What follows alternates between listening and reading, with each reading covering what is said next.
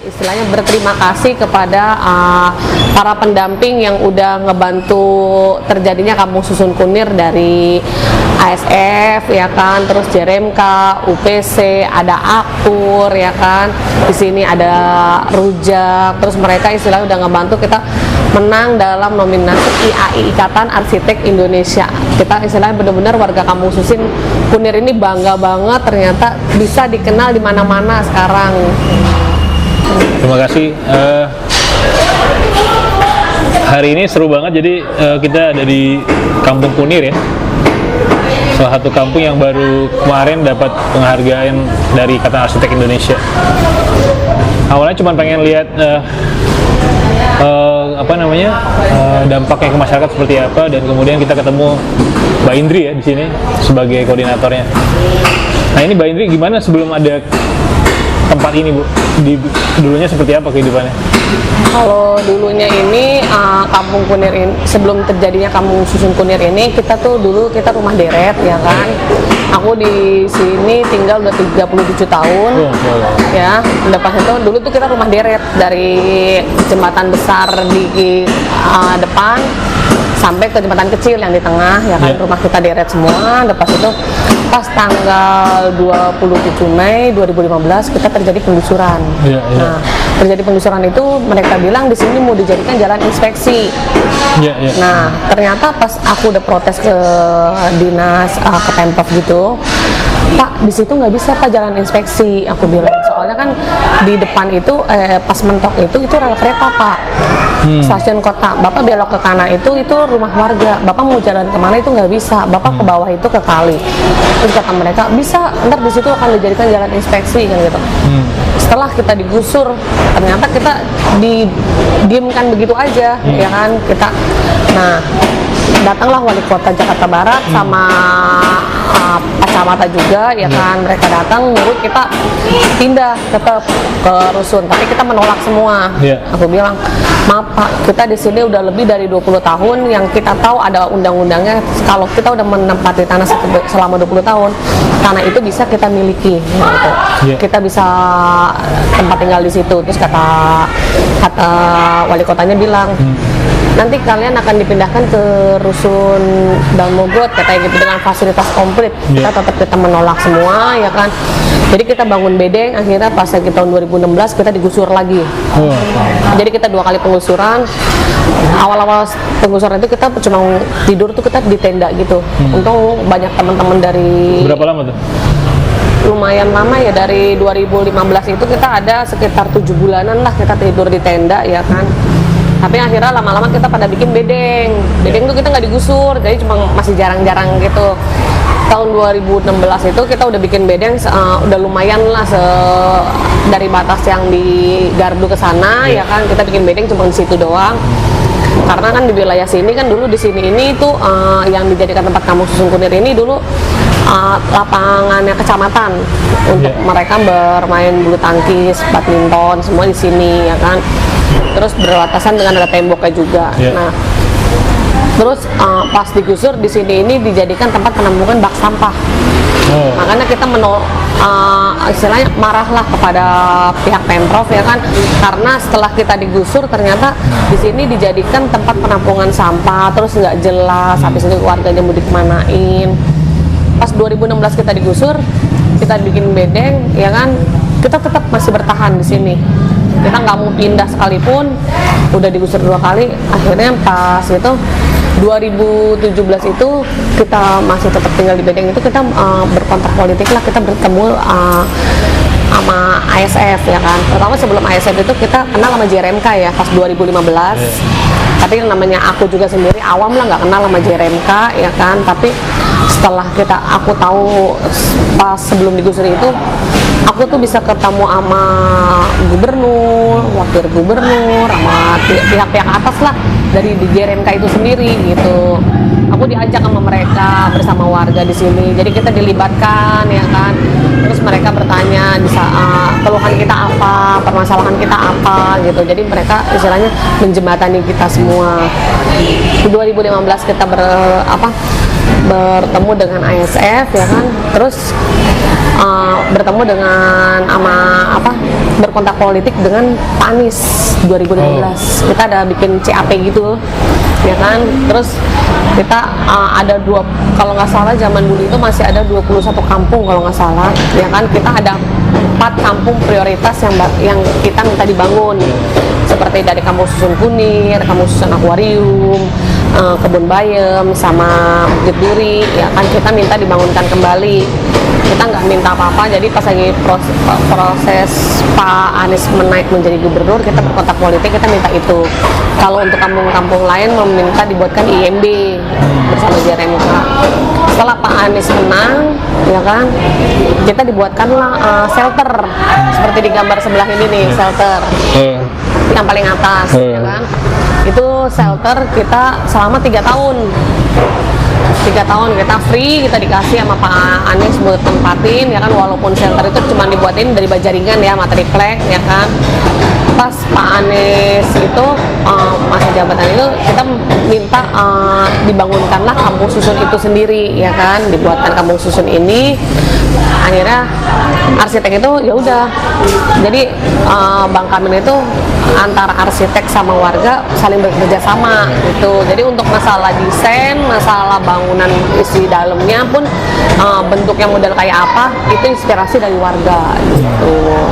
Pas 2021 dibangun, 2022 kelar, di sini baru kita boleh tempatin Kampung Susun. Seberapa besar sih peran teman-teman arsitek pada saat proses pendesainan ini, perencanaannya? Oh, kalau aku bilang sih sangat besar ya, karena kita kan dari warga sendiri, kita tidak bisa ya untuk masalah ngedesain masalah bangunan bentuknya kayak gimana. Jadi kita cuma ngomong bangunannya modelnya cuma bisa modelnya rusun ke atas gitu, nggak bisa karena rumah deret. Kita udah pengajuan tuh pertama yang rumah deret, ya kan, dari depan jembatan kayak awal lagi rumah kita. Tapi ternyata kalau untuk dibagi 33 itu kurang. Ya udah akhirnya bersama Bang Kamil, ternyata pas lagi disetujuin sama Pak Anies pun cuma tanah ini doang. Tanah samping sana, tanah Pemprov nggak bisa dipakai. Tanah samping itu tanah KI. Yang bisa dipakai cuma tanah ini tuh dulunya tanah kecamatan gitu. Akhirnya ya udah dibuatkanlah itu, mereka akhirnya kerjasama nih, kita gini, ini modelnya bisanya cuma ke atas doang, gimana kan gitu, melibatkan warga semuanya kan. Kita termasuk ada lansianya juga kan, kita ada 4 lansia, terus ada difabel 1. Ya udah akhirnya bersama ASF, Bang Kamil itu dia pada bilang, oh ya udah kita dibikinlah semacam kayak maket sama Bang Kamil. Contoh maketnya mungkin ada di situ, ya kan. Dibikinlah maket sama Bang Kamil. Ini model ininya kayak gimana nih kan gitu, ruangannya kan gitu. Oh, model ruangannya 1 kamar aja ya, nanti kalau misalkan kalian mau rubah ntar silahkan kalian rubah kan gitu. Oh ya udah kan gitu. Terus keramiknya model kayak gimana nih, keramiknya model kayak gini. Jadi di detail masalah sampai keramik pun, untuk sampai kloset kamar mandi pun istilahnya dimusyawarahkan bersama warga. Nah pas lagi kloset pun kita bilang, udah Bang, kita mah mau yang jongkok aja, kalau duduk kita nggak betah kan gitu. Mungkin kasih untuk difabel aja, karena difabel kan dia nggak bisa ya. Tapi sekarang sih difabel udah meninggal ya kan, dia menempati di paling bawah. Difabel ada 1. Yang 3 ini khusus lansia, tambah 1 lagi di atas 4 orang jadinya. Ya udah pas itu, jadi kita dilibatkan semua tuh sama arsitek, kita kumpul ya kan.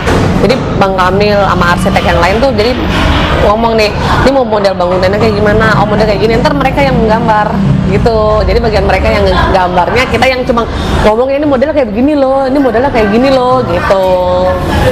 Sebelum arsitek ini masuk, pandangan teman-teman tuh arsitek tuh ngapain sih sebenarnya awalnya?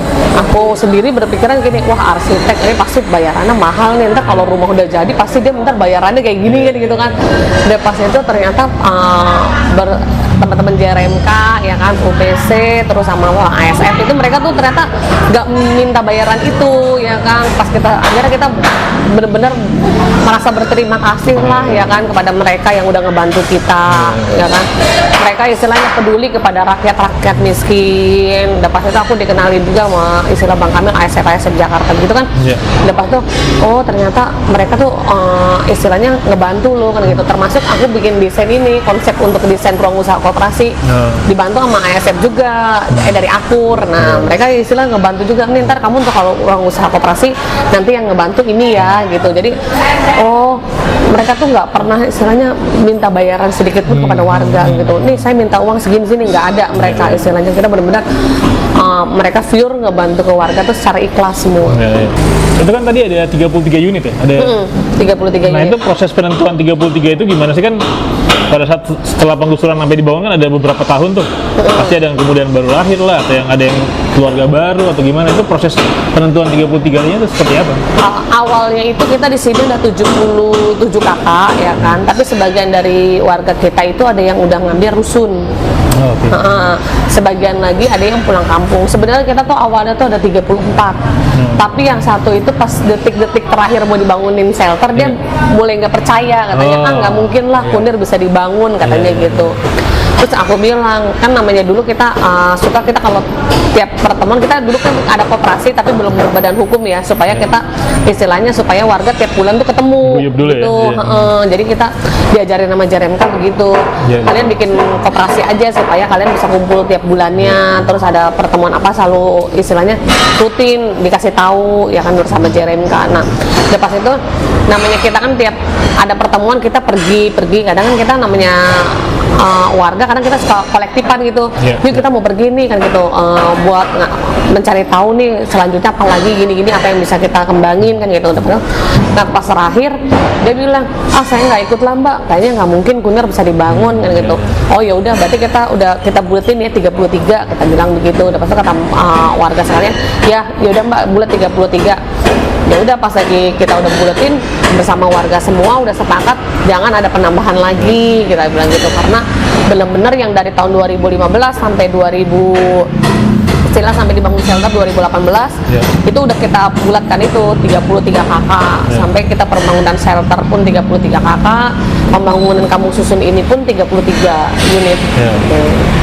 Nah ini keterlibatan pada saat pembangunan ini seperti apa? Apa kalian diminta untuk bantu ngawasin sebagai perwakilan atau gimana tuh? Atau mungkin Mbak bisa ceritakan gimana sih peran arsitek pada saat ini, pada saat proses pembangunan gitu? Kalau lagi proses pembangunan pun aku dilibatkan ya, diajak sama tim arsitek, kita pada pengurus koperasi dari warga pun kita selalu dilibatkan. Kadang kalau misalkan ini kan pembangunan ini kita bilang secara cepat ya kan, karena prosesnya itu sekitar 6 bulan atau 7 bulan udah kelar. Nah jadi aku tiap diajak sama Bang Kamil itu tiap hari Jumat. Bang Kamil tiap hari Jumat seminggu sekali, kadang seminggu 2 kali itu selalu datang. Kadang kalau lagi misalkan emang urgent itu bisa tiap hari dia nongol, dia selalu mantau. Jadi aku selalu diajakin gini, ayo Ndri kita keliling gitu. Oke kan gitu. Ya udah aku diajak tuh pas lagi pembangunan lantai dasar kan gitu. Ini buat apa sih Bang kan gitu. Aku kadang suka nanya kan. Terus sampai pas lagi kita ini Bang Kamil bilang ini bangunan miring. Aku bilang Bang, aku mah nggak ngerti ya Bang. Aku mah miring-miring apaan sih? Aku bilang gitu kan. Namanya aku istilah cewek nggak ngerti kan. Sampai aku ngomong sama suami, Mas coba deh kamu perhatiin emang bangunan ini miring. Aku bilang begitu. Udah masuk pasti ini miring, ntar kamu komplain ya kan gitu. Terus sampai kamar mandi pun ada jarak harusnya sekitar Bang Kamil minta 2 cm dari pintu kamar mandi itu tuh ya kan. Nah itu kamar mandinya sekitar tingginya itu kedalamannya itu 10 cm. Itu kita suruh protes, pokoknya detail sampai kayak begitu kita diajak gitu. Oh iya Bang, iya kan gitu. Kamu protes ya? Iya kan gitu. Ya udah aku bilang ini bangunannya jangan kayak gini nih kan gitu. Ini tolong dirubah ya kan gitu. Jadi kita suka digituin Bang Kamil. Terus pas lagi penempatan ini pun kita udah peresmian ya kan, kita semua warga aku minta suruh nempatin karena biar tahu misalkan ada kerusakan apa karena cepat bangunannya kan. Jadi kita biar tahu ya ternyata pas lagi itu ada rembesan dari kamar mandi gitu. Model jadi kamar mandi ini kan ini model kamar mandi yang pada rembes gitu. Ya udah akhirnya kita minta benerin tuh, masih ada garansi selama 6 bulan. Nah, Garansi ya? garansi. Akhirnya aku minta sama dinas, Bu, saya minta semua kamar mandi di Kampung Susun dibenerin semua, Bu. Emang kenapa Mbak Indri? Rembes, aku bilang gitu. Ya udah akhirnya dibetulin. Mbak Indri ngeliat nggak? Biasanya kan dulu tinggal di kampung deret seperti itu dengan kepadatan yang seperti itu ya. Saya nggak bilang kurang atau gimana. Tapi setelah menjadi kampung vertikal seperti ini, ada obrolan nggak di antara tetangga atau apa yang gimana sih pengaruhnya terhadap keluarga atau perkembangan anak atau gimana Bu? Kalau dulu kita pas lagi tinggal ya di rumah deret, pas lagi rumah awal ya kan, itu di depan rumahku itu ada posisi kamling karena rumahku posisi di tengah ya kan. Di pasti kita suka kumpul bersama warga, kegiatan apapun, kadang suka ngumpul di situ, kalau enggak kita ngumpul di musola ya kan. Nah, depan rumah kita itu tanaman penghijauan. Kita menang di tahun 2010 itu Go Greens, penghijauan. Udah pas itu pas masuk di vertikal begini, kampung susun kayak begini, ya kan, awalnya juga aku kaget istilahnya. Biasa masuk rumah, plek, langsung masuk, ya kan, nggak pernah, kita harus naik dulu, walaupun aku rumahku tingkat 2, istilah tangga 1 gitu doang kan, tapi kan istilah pendek ya, nggak kayak sekarang. Ya, awal-awal juga pas lagi, capek ya, aku bilang gitu, kalau udah sampai di lantai 2, kayaknya males mau turun, aku bilang gitu. Aku ngalamin pribadi sendiri ya, udah pas itu, aku tanya gini, kalian capek nggak gitu? Iya Mbak, kalau udah sampai lantai 3 kadang suka udah capek katanya gitu, males mau turun kan gitu. Tapi ya lama-lama kita udah terbiasa ya kan. Awal-awal kita nempatin di sini kita selalu rutin ngadain yasinan karena kan rumah baru tempat tinggal ya kan. Jadi tiap malam Jumat tuh kita yasinan dari lantai dasar 1, 2, 3 balik lagi ke dasar 1, 2, 3. Akhirnya karena lansia bilang, Mbak, yasinan jangan pindah ke lantai 3 lah, kita yang lansia capek, gantian lah yang muda turun di bawah. Akhirnya galeri ini kita manfaatin gitu, buat tiap malam Jumat yasinan. Biasanya kan kendala dari bangunan vertikal itu kan perawatannya kan, karena ada satu pipa yang dulunya horizontal, terus masing-masing dikelola masing-masing individu atau masing-masing keluarga, sekarang tiba-tiba harus dikelola bareng-bareng. Nah itu gimana tuh pola pemeliharaan bangunannya Bu? Ada nggak yang diajarin sama Bang Kamil sama orang dinas itu ngasih tahu ada untuk pelatihan untuk masalah maintenance kayak gitu kan. Diajarin. Nah, jadi mereka dikasih tahu, aku dikasih tahu pun aku bilang gini, aku suamiku aja deh, aku bilang begitu. Aku mah nggak ngerti kayak gini-gini, termasuk aku masuk ke tempat yang untuk penampungan pipa air. Aku diajak masuk situ. Nih Mbak Indri, nanti kalau misalkan air ini ntar air bersih nih pindah ke sini nih ke sini. Waduh, aku bilang otakku udah mumet, aku bilang jangan kayak gini deh. Akhirnya mereka yang ini, termasuk tadi kayak bendaharaku Pak Ian, mereka yang pada untuk kalau misalkan ada kerusakan, jadi pengurus koperasi tuh saling ngebantu semua. Jadi misalkan ada pipa bocor nih, oh kebocoran di mana nih, lantai ini, ntar diiniin sama mereka. Jadi yang ngerti mereka lah, anak laki-laki. Pak. Ini kan generasinya pasti bakal terus berganti kan. Ya mungkin apakah bikin kayak manual book atau apa gitu, bagaimana cara penggunaan bangunan ini, bagaimana cara merawatin ini, secara bahasa ini aja, bahasa awam aja, sehingga kedepannya kalau mungkin orang yang dulu bertanggung jawab tiba-tiba meninggal atau gimana, atau pindah kampung atau gimana, kan ada mayoritas dari pengurus koperasi, masalah kayak aku ya, ketua koperasi kan di sini suamiku maintenance-nya, ntar mereka tuh jadi saling mereka pada belajar. Jadi warga pun aku selalu nggak pernah melarang, jadi mereka harus belajar. Jadi sewaktu-waktu kalau misalkan kita pergi atau sewaktu-waktu kita lagi pada nggak ada pengurus-pengurus, jadi mereka tahu apa yang harus dilakukan, ya kan, kayak alarm bunyi, ya kan, misalkan ada, kalau masak kan alarm otomatis langsung bunyi kan. Nah, udah asap-asap kayak gitu pasti alarm bunyi nih, udah. Nah, jadi mereka harus pada tahu nih, oh, nih ini nih yang dilakuin ini nih kayak gini-gini, ntar biar ketahuan gitu. Termasuk kayak kebocoran pun aku selalu bilang sama warga, nih kalian kalau misalkan pengen tahu ini kebocoran ini, ntar aku selalu videoin nih. Jadi kalian biar tahu, jadi jangan selalu mengandalkan pengurus, aku bilang begitu. Jadi warga selalu aku libatkan kalau misalkan ada apa-apa.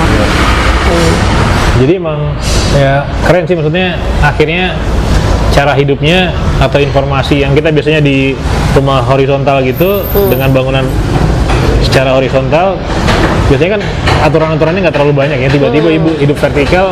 Nah mungkin pengetahuannya jauh lebih banyak dibanding orang-orang Iya. yang tinggal di situ kan. Kalau dulu masih nggak pernah tahu masalah kayak Iya, gini-gini kan, iya. sekarang aku harus belajar kan jadinya. Keren. Ya bahkan mungkin saya nggak tahu juga sebagian dari apa yang ibu tahu gitu. Iya, makanya aku Gitu sih. paling suamiku kalau misalkan lagi ini kadang Pak Ian, Pak Ato, Bang Marsa, ya kan mereka udah kata ntar kalau misalkan untuk masalah air apa kerusakan panel listriknya, ntar ada Om Nano, ada ini, jadi mereka udah kita iniin semua. Jadi kalau misalkan ada apa-apa, oh ini tugasnya ini, kan aku bilang ada sekarang gitu, oh iya mbak kan gitu, ya udah ntar mereka bantu ngecek untuk pemanasan apapun, jadi kita biar pada tahu semua. Iya. Anakku juga ibu-ibu gini, nih ibu-ibu kalau misalkan alarm bunyi, nih ntar yang di ini ya kan gitu, jadi kita selalu iniin biar pada ngerti lah. Ya pelan-pelan harus ada regenerasi ya, maksudnya Iya. mungkin apakah anaknya Makanya paling ntar kita ngajarin ke anak-anak remaja juga ya kan, biar mereka tahu kalau misalkan ini kayak begini ntar kalian harus lakuin kayak gini Iya. nih, jadi mereka oh ya benar. Mungkin yang terakhir kali ya. Jadi kan emang image-nya si arsitek ini kan selalu apa eksklusif gitu. Tadi kita sempat ngobrolin juga.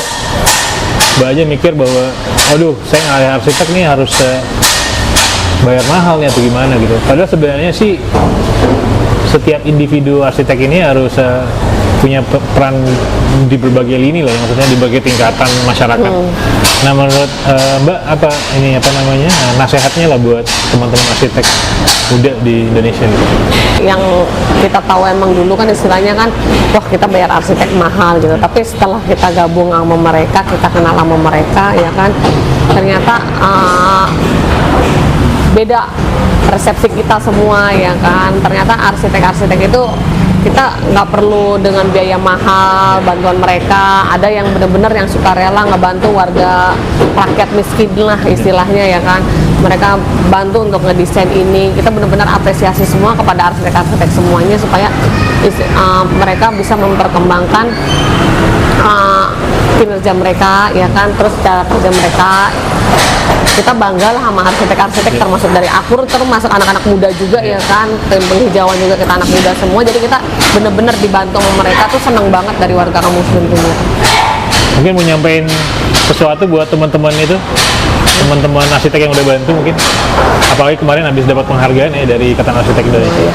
Aku dari warga Kampung Susun Kunir Indri ya kan, istilahnya berterima kasih kepada para pendamping yang udah ngebantu terjadinya Kampung Susun Kunir, dari ASF ya kan, terus JRMK, UPC, ada Akur ya kan, di sini ada Rujak, terus mereka istilahnya udah ngebantu kita menang dalam nominasi IAI Ikatan Arsitek Indonesia.